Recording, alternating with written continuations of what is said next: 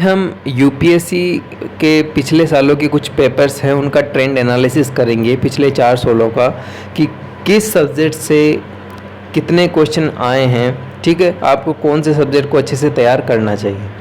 अभी देखिए, अभी मार्केट में एक ट्रेंड ऐसा घूम रहा है कि यूपीएससी में तो लगभग करंट अफेयर ही सबसे ज़्यादा आते हैं, तो करंट अफेयर पे ज़्यादा फोकस करो, स्टैटिक पोर्शन पे कम फोकस करो। अभी देखिए, यही गलती एस्पिरेंट से हो जाती है। हाँ, माना करंट अफेयर से बहुत ज़्यादा क्वेश्चन आते हैं, डायरेक्टली इनडायरेक्टली लगभग 40-50 क्वेश्चन है वो करंट अफेयर से आ जाते हैं। लेकिन आप डायरेक्टली पूछे जे डायरेक्टली जो करंट अफेयर हो उसका स्टैटिक पोर्शन से कोई लेना देना नहीं है। डायरेक्टली वो पूछा गया करंट अफेयर से, तो वो वैसे क्वेश्चन है वो 10-12 ही होते हैं। और बाकी अगर हम स्टैटिक पोर्शन से कोरिलेट करके करंट अफेयर को जोड़ते हैं तो फिर संख्या बढ़ जाती है। लेकिन वो करंट अफेयर आप तभी सोल्व कर पाएंगे जब आप स्टैटिक पोर्शन का आपको ज्ञान होगा, स्टैटिक पोर्शन के बारे में आपको कुछ पता होगा, उससे रिलेटेड वो स्टेटमेंट सही है या नहीं है वो आपको पता होगा, तभी आप सोल्व कर पाएंगे। अभी देखिए, सबसे ऊपर मैं जिस सब्जेक्ट को रेट करता हूँ प्रीलिम्स में वो सब्जेक्ट हैं पॉलिटी। पॉलिटी को मैं सबसे ज़्यादा रेट करता हूँ। पॉलिटी एक ऐसा सब्जेक्ट है, इसको आपने एक बार तैयार कर लिया तो ये हमेशा के लिए तैयार हो जाता है, क्योंकि ज़्यादा कुछ चेंजेस इसके अंदर होते नहीं हैं। थोड़े बहुत चेंजेस होते हैं प्रीलिम्स के हिसाब से तो, लेकिन मेंस के हिसाब से काफ़ी ज़्यादा इंपॉर्टेंट होते हैं वो चेंजेस। लेकिन प्रीलिम्स के हिसाब से है जो चेंजेस होते हैं वह बहुत कम होते हैं। एक बार आपने इसको तैयार कर लिया उसके बाद ये हमेशा के लिए तैयार हो जाता है। इसमें जितने भी क्वेश्चन आते हैं वो आप आसानी से हैं वो कर पाते हैं। और आप ट्रेंड भी देख रहे हैं, 14-15 क्वेश्चन तो है पॉलिटी से आ ही रहे हैं, है ना। 14-15 क्वेश्चन हर बार है पॉलिटी से आ रहे हैं। उसके बाद मैं सबसे ज़्यादा रेट करता हूँ जो सेकंड नंबर पे जो सब्जेक्ट है वो है ज्योग्राफी और एनवायरनमेंट। देखिए, ज्योग्राफी और एनवायरनमेंट काफ़ी इंपॉर्टेंट है और इस सब्जेक्ट को तैयार करने के लिए आपका करंट अफेयर भी अच्छा होना चाहिए। ठीक है, विशेषकर एनवायरनमेंट से रिलेटेड जो क्वेश्चन आते हैं उनमें करंट अफेयर पे काफ़ी फोकस किया जाता है। बहुत सारे स्टेटमेंट होते हैं जो करंट अफेयर से जोड़ के है पूछे जाते हैं, तो इस पे आपको ध्यान देना चाहिए। और काफ़ी ज़्यादा क्वेश्चन हर बार पेपर में 25-30 क्वेश्चन 40 क्वेश्चन तक है ज्योग्राफी और एनवायरनमेंट से पूछे गए हैं, है ना। तो इस सब्जेक्ट पे आपको ज़्यादा फोकस करना है। तीसरा जो सब्जेक्ट है जिस पे आपको फोकस करना चाहिए वो है इकोनॉमी। देखिए, इकोनॉमिक्स से जो क्वेश्चन आते हैं ना वो करंट अफेयर से रिलेटेड काफ़ी ज़्यादा होते हैं। तो जब भी आप इकोनॉमिक्स को पढ़ो तो उसके साथ साथ उसको करंट अफेयर के साथ कोरिलेटेड करते हुए पढ़ना चाहिए, क्योंकि अब अगर आप उसको करंट अफेयर के साथ कोरिलेट करके नहीं पढ़ेंगे तो आपको दिक्कत का सामना करना पड़ेगा। आप इकोनॉमिक्स के क्वेश्चन अच्छे से नहीं कर पाएंगे। तो इकोनॉमिक्स जब भी पढ़ें उससे रिलेटेड जो भी आप टॉपिक पढ़ रहे हैं उससे रिलेटेड अगर करंट अफेयर न्यूज़ में है तो आप उसको हाथ का हाथ तैयार कर लीजिए या आप अपने ही स्टैटिक्स पोर्शन में उसको ऐड कर दीजिए। ये सबसे बेस्ट आइडिया। उसके बाद हैं जो क्वेश्चन आते हैं सबसे ज़्यादा वो हिस्ट्री, आर्ट एंड कल्चर। ये जो दो देखिए, अब देखिए लोग आर्ट एंड कल्चर को भी अलग करते हुए पढ़ते हैं।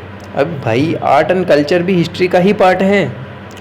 आर्ट एंड कल्चर भी हिस्ट्री का ही पार्ट है। जब आप हिस्ट्री पढ़ते हैं तो आर्ट एंड कल्चर के क्वेश्चन अपने आप तैयार हो जाने चाहिए, क्योंकि अगर आप आर्ट एंड कल्चर को अलग से तैयार करने बैठेंगे तो देखिए उसमें कोई फ़ायदा नहीं है, क्योंकि 4 से 5 क्वेश्चन ही इससे रिलेटेड आते हैं। लेकिन जब आप हैं हिस्ट्री जब पढ़ रहे होते हैं उससे जो टॉपिक्स कल्चर से रिलेटेड हो, आर्ट एंड कल्चर से, उसको उसी समय तैयार कर लेना चाहिए, अलग से टाइम देने की आवश्यकता नहीं है। और अगर आप अभी देखिए रिवीजन का टाइम है तो आपको अभी आर्ट एंड कल्चर से रिलेटेड अगर आपने आर्ट एंड कल्चर को अलग से तैयार किया तो उस पर ज़्यादा फोकस करने की आवश्यकता नहीं है, उस पर टाइम ज़्यादा देने की आवश्यकता नहीं है, क्योंकि उससे क्वेश्चन है कमी आने हैं वैसे भी। उसके बाद है साइंस एंड टेक्नोलॉजी। अब देखिए, सबसे बड़ी गलती यहीं पे होती है एस्पिरेंट की साइंस एंड टेक्नोलॉजी में। साइंस एंड टेक्नोलॉजी को वो ये समझते हैं कि ये सिर्फ और करंट अफेयर बेस्ड है, लेकिन देखिए जब तक आपको इसका बेसिक तैयार नहीं होगा साइंस एंड टेक्नोलॉजी का ठीक है। अब देखिए साइंस एंड टेक्नोलॉजी में ऐसा तो है नहीं कि सारी चीज़ें हैं करंट अफेयर से ही रिलेटेड होगी। अब आपको पता है इसके अंदर भूगोल भी है, इसके अंदर है जीव विज्ञान भी है ना, रासायनिक विज्ञान भी और भौतिक विज्ञान भी है, इसके अलावा टेक्नोलॉजी से रिलेटेड क्वेश्चन भी है। तो ज़रूरी नहीं कि सारे क्वेश्चन वो करंट अफेयर से रिलेटेड हो, लेकिन एक बार आपका बेसिक तो तैयार होना चाहिए, है ना।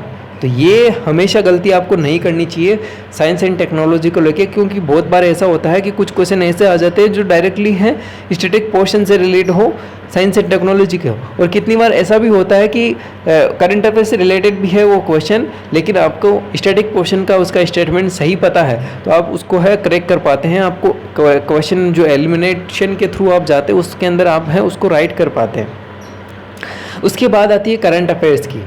अब देखिए लोग क्या करते हैं कि शुरुआत से करंट अफेयर लिखना स्टार्ट कर देते हैं और एंड में जाके करंट अफेयर इतना इकट्ठा हो जाता है कि वो उसको टाइम पे रिवाइज नहीं कर पाते हैं। ये सबसे बड़ी गलती हो रही है करंट अफेयर के साथ, और सबसे ज़्यादा फोकस है बच्चे हैं करंट अफेयर पे कर रहे हैं। तो ये भी गलती आपको नहीं करना, आपको बैलेंस बना के हुए चलना है अपने स्टैटिक पोर्शन और करंट अफेयर के साथ। ऐसा नहीं हो आपने इतनी इन्फॉर्मेशन कलेक्ट कर ली हो करंट अफेयर की कि आपके स्टैटिक पोर्शन से भी ज़्यादा भारी हो गया हो। तो आपको ये याद रखना है कि करंट अफेयर को आपको लिमिटेड रखना है, और आपको हमेशा ये ध्यान रखते हुए करंट अफेयर तैयार करना है कि मेरे से यूपीएससी में कौन सा करंट अफेयर किस तरीके से क्वेश्चन है पूछा जा सकता है। ऐसा तो है नहीं कि एसएससी का या रेलवे का पेपर है तो किसी भी तरह का करंट अफेयर इसके अंदर आ जाएगा। आपको कुछ ना कुछ तो आइडिया हो ही जाता है ट्रेंड एनालिसिस करके किस तरह का करंट अफेयर मुझसे पूछा जा सकता है, तो उसी पे बेसिस करंट अफेयर आप तैयार कीजिए। हर तरह का करंट अफेयर आपको तैयार नहीं करना है। जैसे कि खेल से रिलेटेड जो क्वेश्चन बहुत कम पूछे जाते हैं तो उससे रिलेटेड आपको करंट अफेयर है कम करना है, ठीक है। और इसके अलावा कुछ जो अलग अलग राज्यों के प्रधानमंत्री बनते हैं, मुख्यमंत्री बनते हैं, अलग अलग देशों के प्रधानमंत्री राष्ट्रपति बनते हैं, उनसे रिलेटेड न्यूज आपको पता होनी चाहिए, लेकिन आपको नाम पे फोकस नहीं करना है। यूपीएससी है नाम पे फोकस कम करती है, इसके अलावा यूपीएससी है डेटा है डायरेक्टली बहुत कम पूछती है, इनडायरेक्टली डेटा पे फोकस काफ़ी ज़्यादा करती है। तो आपको डेटा एज इट इज़ याद करना भी ज़रूरी नहीं है, लेकिन आपको कुछ कुछ मोटा मोटी पता होना चाहिए। अब देखिए सबसे बड़ी जो गलती होती है ना वो कहाँ पे होती है, वो सबसे बड़ी गलती होती है सीसेट को लेके। लोग है सीसेट को हल्के फुल्के में ले रहे होते हैं, लेकिन देखिए ये रियलिटी है कि जैसे ही सीसेट क्वालिफाई हुआ, जिस साल से सीसेट क्वालिफाई हुआ उसी साल से है सीसेट को काफ़ी टफ बना दिया गया, और दिनों दिन ये टफ ही होता जा रहा है।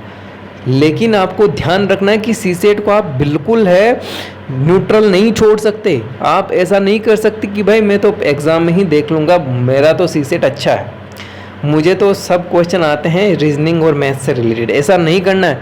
आपको आपकी तैयारी के दौरान ही एक वीक होता है, उसमें 2 दिन 1-1 घंटे दे दीजिए, ठीक है, वो भी बहुत काफ़ी है। लेकिन ऐसा नहीं हो कि आप अंतिम छोर में पहुंच गए एग्ज़ाम के और फिर है आप सीसेट को तैयार करो, उसमें कोई फ़ायदा नहीं। लेकिन पूरे साल आप तैयारी कर रहे हैं तो उसमें आप 1-1 घंटा है, अंतिम जो वीक के 2 दिन बचते हैं उसमें 1-1 घंटा दे दिए जाए, ठीक है, या 2-2 घंटा दे दिया जाए अगर आपको ज़्यादा ही कमज़ोर सीसेट लग रहा है तो। क्योंकि देखिए सीसेट को क्वालिफाई करना ज़रूरी है। अगर आपने सीसेट को पास नहीं किया, इसमें जितने भी जो क्वालिफाइंग मार्क्स चाहिए आपके उतने नहीं आए, तो फिर अगर आप जो पेपर फर्स्ट में है पास भी हो गए तो कोई आपका सेंस बनता नहीं, क्योंकि आपकी कोई मेरिट नहीं आएगी। आप पास भी हो गए तो आप हैं प्रीलिम्स को क्वालिफाई नहीं कर पाएंगे, क्योंकि सीसेट इतना इम्पोर्टेंट है, इसको पास करना ज़रूरी है प्रीलिम्स से जो पेपर फर्स्ट है उससे पहले तो। हाँ, तो आई होप ये सारी चीज़ें आज हमने डिस्कस की वो आप समझ गए होंगे, है ना।